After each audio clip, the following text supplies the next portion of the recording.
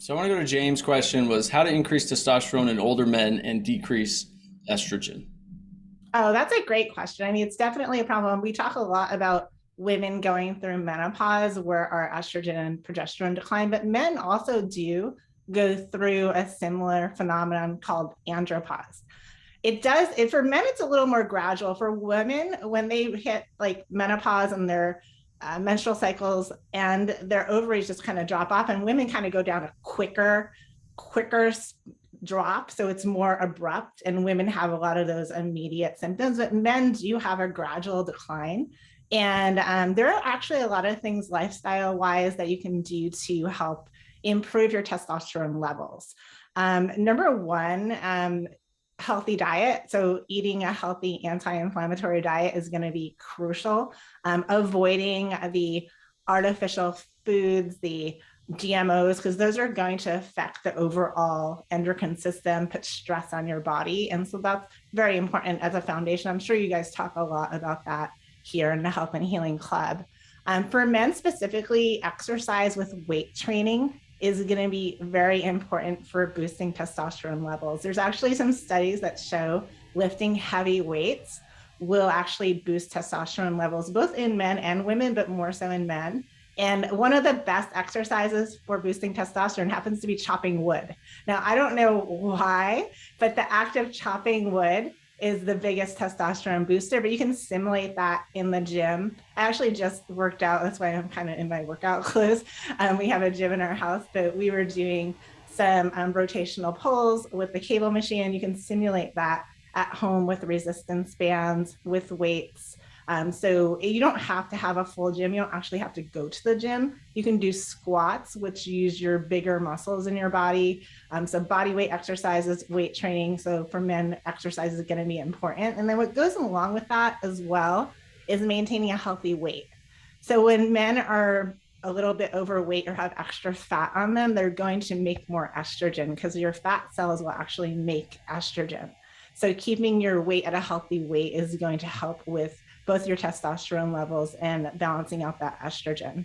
And then supplement wise or nutrient wise, vitamin D is probably the biggest mover for testosterone. Men who have lower vitamin D levels tend to have like 20% less testosterone. And this is men over age 60. So this is super important. A lot of us in the United States, except for those of us that live in Florida who are out in the sun, tend to have low vitamin D levels. So in the study that I was referencing that raised testosterone levels by 20%, they were only taking 3,500 IUs of vitamin D, which is actually pretty low. I typically will recommend like 5,000 IUs based on your levels. So when you get your blood test done, this can be done at your doctor's office. They can draw your blood, or you can also order these tests yourself online. A vitamin D test is pretty inexpensive, probably about $50. And you want your levels to be between, and now if you're in the US, between 60 and 90 NGs per DL, that's the measurement, nanograms per deciliter. So between 60 and 90 is optimal. If you're like 50 or 40 or 30, then you want to supplement with vitamin D to bring those levels up. Some people genetically don't take the sun and turn it into vitamin D as well as others. So there's some genetic variants that will inhibit that.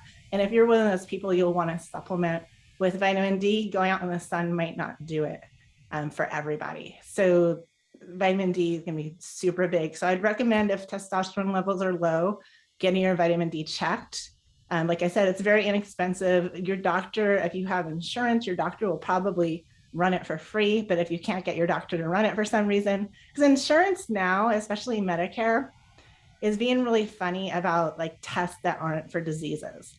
Medicare just came out with a statement that said like they do not cover anything that is preventative or in an effort to improve quality of life, which I thought was insane.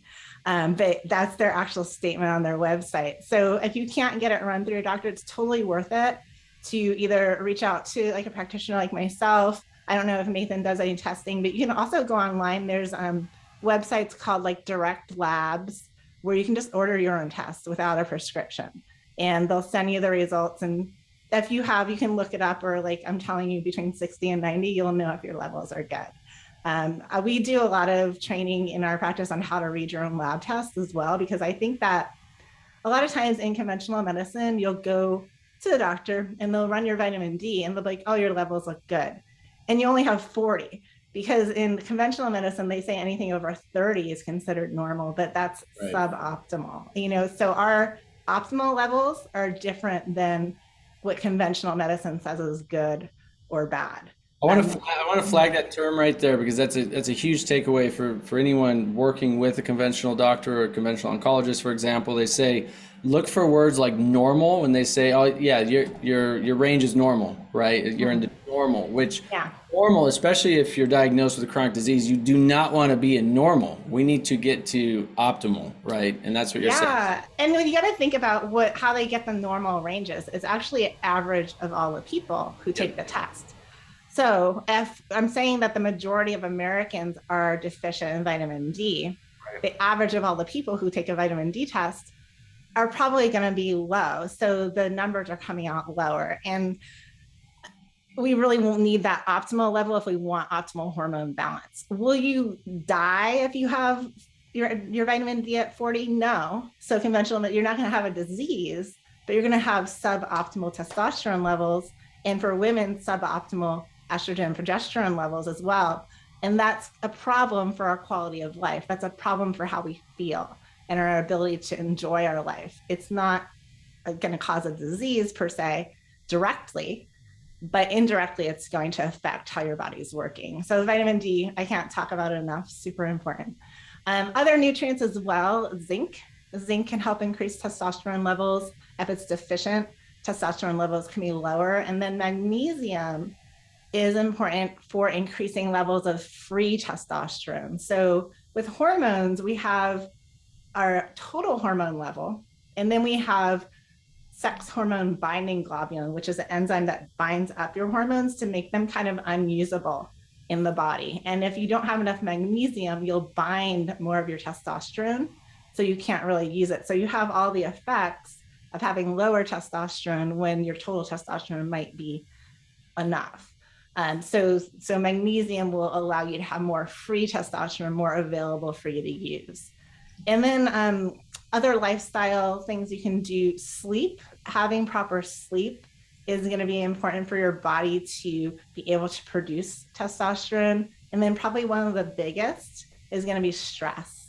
So reducing your stress, having some stress reduction practices in your life. It could be journaling in the morning. It could be breathing exercises.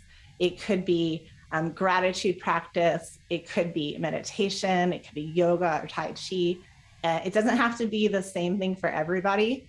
I have a lot of patients that are super busy, and like one of the reasons they're stressed is because they are super busy, right? And so if I tell them add in something else, that stresses them out even more. So I like to just see like, well, what do you do when you wake up in the morning? And they might be like, well, I make a cup of coffee and then I start checking my emails. And I was like, well, can we negotiate that? Like while you're making your coffee, can you do some journaling? Maybe just write down your thoughts, get in touch with how you feel, or while you're doing your coffee, maybe just breathe in for a count of 4, hold it for a count of 4, breathe out for a count of 4, and then hold that for a count of 4 and repeat that for 3 minutes. And just getting a practice in that you can do every day that isn't too crazy, going to take up too much time. That alone, having that practice every day, that can totally affect how your brain, because you have your hypothalamus and your pituitary gland that sends messages to your gonads in this place to make testosterone. And if your brain is stressed, that message is you're going to be sending the message to make cortisol instead of making testosterone. We hope you enjoyed this short excerpt from the Health and Healing Club. This entire video, including an in-depth discussion and thoughtful and inspiring questions and answers, is available inside the Health and Healing Club, along with hundreds of hours of premium and exclusive life-changing content, practices, and holistic, natural, and integrative solutions for health and healing. You can start your free trial today at healthandhealingclub.com.